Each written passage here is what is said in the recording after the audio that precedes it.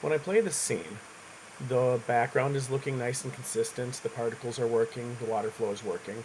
The bag has gotten a little wonky and crazy in regards to its physics. And then the other issue that I have is that the physics of this water will stop at frame 250 and we'll just have the domain showing.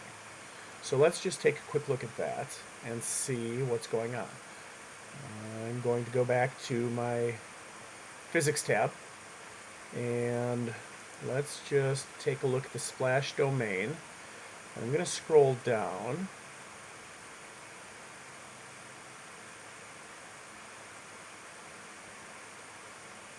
And I see right down here I've got the frame start at 1 and the frame ending at 250. Well, that's probably the problem.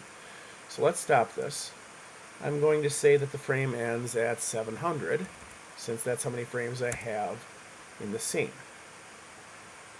And then let's go ahead and replay this.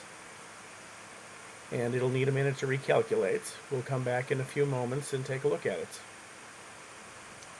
Okay, now here we go, and we can see that the physics effect for the water does in fact extend beyond the 250 frames and carries out all the way through. So it was really just a matter of going to the domain settings and scrolling down